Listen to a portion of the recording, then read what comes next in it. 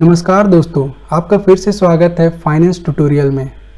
आज हम एक नया वीडियो लेके आए हैं जो कि फाइनेंशियल मैनेजमेंट का पार्ट है, cost of equity share capital. और इस वीडियो में हम एक मेथड की ओर बात करेंगे जो कि है ग्रोथ अप्रोच और गॉर्डन्स मॉडल। तो चलिए जानते हैं, इस मेथड को जानने से पहले चलिए जानते हैं cost of equity share capital होता क्या है। Cost of equity share capital ये बेसिकली फाइनेंस का टर्म है। किसका टर्म है? फाइनेंस का। तो cost of equity share capital क्या होता है? जैसे कि स्क्रीन में लिखा गया है, cost of equity is the return a firm theoretically pays to its equity investors. तो जो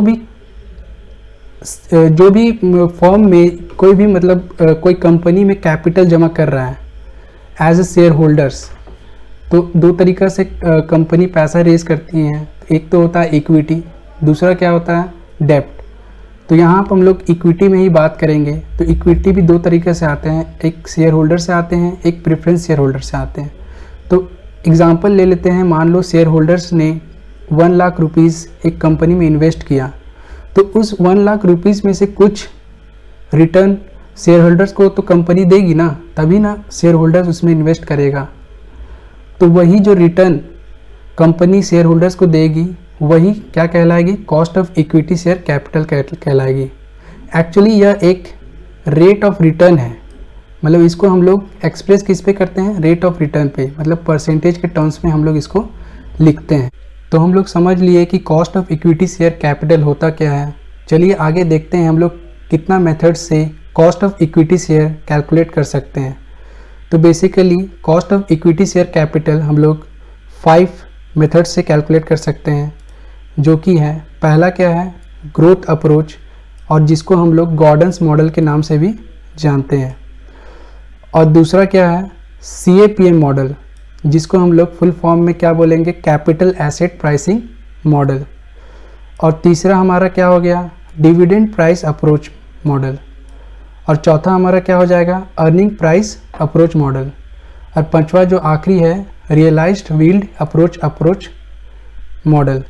तो इन पांचों मेथड से हम लोग क्या निकाल सकते हैं? कॉस्ट ऑफ इक्विटी निकाल सकते हैं। तो इस वीडियो में बेसिकली हम लोग पहले मॉडल पे बात करेंगे, जो कि है ग्रोथ अप्रोच मॉडल, और जिसको हम लोग गॉर्डन्स मॉडल के नाम से जानते हैं। तो चलिए आगे हम लोग देखते हैं कि किस तरीक़ा से इसको हम लोग कैलकुलेट कर सकते हैं, ग्रोथ अप्रोच मॉडल को। तो सबसे पहले हम लोग जानते हैं ग्रोथ अप्रोच और गॉर्डन्स मॉडल होता क्या है। यहाँ पर बेसिकली जैसे कि इसमें लिखा गया है, as per this approach rate of dividend growth remains constant. तो यहाँ पे क्या होगा? जो डिविडेंड का ग्रोथ रेट है वो क्या हो जाएगा? हमेशा कांस्टेंट रहेगा, मतलब वो उसमें चेंजेस नहीं आएंगे जल्दी। और where earning dividend and equity share price all grow at the same rate. और जहाँ पे जो होता है, जो इन्वेस्टर्स है, जो भी शेयर होल्डर्स है, उसको जो डिविडेंड मिलेगा, जो शेयर होल्डर्स है उसको जो डिविडेंड मिलेगा, और जो इक्विटी प्राइस है, जो एक शेयर का प्राइस है, वो दोनों क्या होंगे? दोनों ग्रो करेंगे किस रेट से? सेम रेट से। किस रेट से? सेम रेट से ग्रो करेंगे। याद रखना है, सेम रेट से ग्रो करेंगे। तो यहाँ पे हम लोग क्या समझे कि यहाँ पे क्या होता है? जो ग्रोथ रेट होता है वो क्या होता है? हमेशा कांस्टेंट होता है। और जो अर्निंग डिविडेंड है, जो as a return equity shareholder को मिल रहा है, और इक्विटी शेयर पर प्राइस वो क्या होगा? वो भी ग्रो करेंगे किस रेट से? सेम रेट से। तो चलिए जानते हैं ग्रोथ अप्रोच और गॉर्डन्स मॉडल में किस तरीक़ा से हम लोग कैलकुलेट करते हैं cost of equity share capital. तो इसके लिए एक फार्मूला है, तो यहाँ पे फार्मूला नीचे डिस्प्ले हो रहा है। तो फार्मूला क्या कहता है? K is equal to D1 divided by P0 plus G। अब हम यहाँ पे D1 को कैलकुलेट करने के लिए एक अलग से फॉर्मूला है। D1 हमारा क्या हो जाएगा? D0 into 1 plus G। तो यहाँ पे हम लोग एक एक करके समझते हैं कि ये D1 KE P0 plus G ये क्या कहलाता है। तो सबसे पहले D1, तो D1 हमारा क्या हो गया? Next expected dividend. मतलब नेक्स्ट एक्सपेक्टेड डिविडेंड मतलब जो अगले साल जो डिविडेंड कंपनी एक्सपेक्ट कर रही है कि ये डिविडेंड शेयर होल्डर को जाएगा उसको हम लोग D1 बोलेंगे। क्या बोलेंगे? D1 बोलेंगे, D1। उसके बाद क्या है? D0। D0 क्या हो गया? Current dividend. क्या हो गया? करेंट डिविडेंड, जो करेंट ईयर में दिए हैं, जो हम लोग दे चुके हैं, प्रीवियस ईयर में जो दे चुके हैं या फिर करेंट ईयर में जो दे चुके हैं, उसको हम लोग क्या बोलेंगे? D0 बोलेंगे। क्या बोलेंगे? D0। अब नेक्स्ट क्या है? नेक्स्ट हम लोग का P0 है। P0 मतलब क्या हो गया? मार्केट प्राइस पर शेयर। मार्केट में अभी उस एक शेयर का प्राइस क्या चल रहा है, वह मेरा P0 रहेगा। और उसके बाद क्या है? G मतलब क्या हो गया? एक्सपेक्टेड ग्रोथ रेट, मतलब कितना रेट से क्या होगा? डिविडेंड ग्रो करेगा, तो वो G हमारा क्या हो जाएगा? Growth rate. तो चलिए आगे हम लोग जानते हैं, एक क्वेश्चन हम लोग सॉल्व करते हैं इस मेथड से, ताकि हम लोग को और क्लियर हो। तो एक क्वेश्चन डिस्प्ले हुआ है हमारे स्क्रीन में, जो कि है,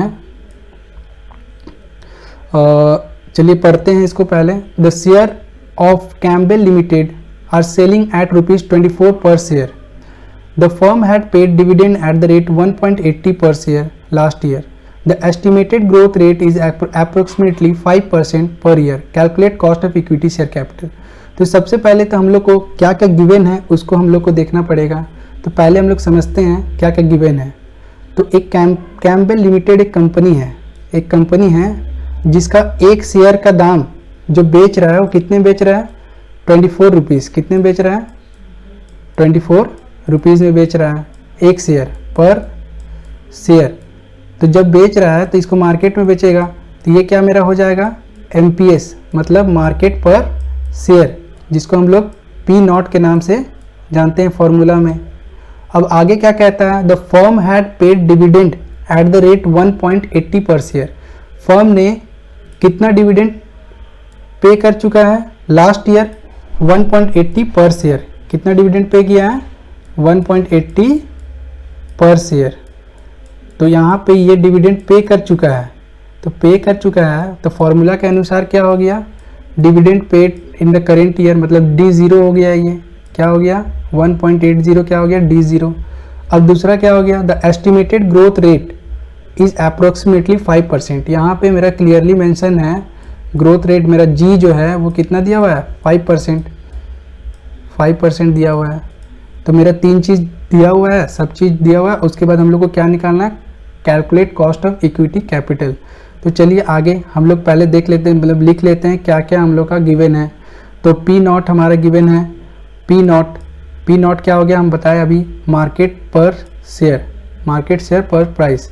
तो यहाँ पे क्या हो जाएगा? इसका कितना वैल्यू दिया हुआ है? 24 रुपीज़। तो एक शेयर का मार्केट वैल्यू कितना है? 24 रुपीज़।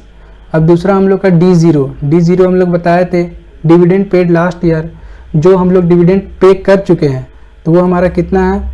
1.80। कितना है? 1.80 पर शेयर। ये भी डिस्कस कर चुके हैं आगे। उसके बाद G हमारा क्या है? 5% है। ग्रोथ रेट हमारा कितना है? 5%। कितना है? 5%। अब फिर D1 क्या हो गया? Expected rate of dividend. तो इसका फॉर्मूला मैंने बताया था, जो कि D0 + 1 + G है। तो यहाँ पे क्या हो जाएगा? 1.80 + 1 + 0.05। तो इसको आंसर कैलकुलेट करने पे आंसर कितना? 1.89। तो D1 हमारा निकल के कितना आ गया? 1.89। तो अभी हम लोग फॉर्मूला लिखेंगे पहले। तो जैसे कि यहाँ फॉर्मूला मैंने लिखा है, मेंशन किया है, KE = D1 / P0 + G। तो हम लोग सब चीज़ यहाँ पे निकाल के रखे हैं। तो D1 हम लोग पुट करेंगे। D1 हमारा कितना है? 1.89। कितना है? 1.89 पर share divided by P0। P0 हमारा कितना है? 24। और G हमारा ग्रोथ रेट, इसको हम लोग वैल्यू में परसेंटेज में दिया हुआ, तो इसको हम लोग क्या करेंगे? वैल्यू में कन्वर्ट कर लेंगे। तो वैल्यू में कन्वर्ट करेंगे तो 0.05 आएगा।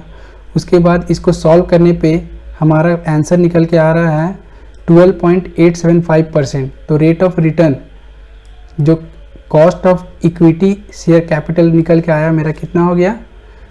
12.875%। तो यही हमारा क्या हो गया? आंसर हो गया। होपफुली दोस्तों आपको यह वीडियो पसंद आया होगा। अगर पसंद आया तो इसे लाइक करें और मेरे चैनल को सब्सक्राइब करें ताकि ऐसे ही फाइनेंस रिलेटेड वीडियो आपके पास पहुंचते रहें। शुक्रिया, धन्यवाद।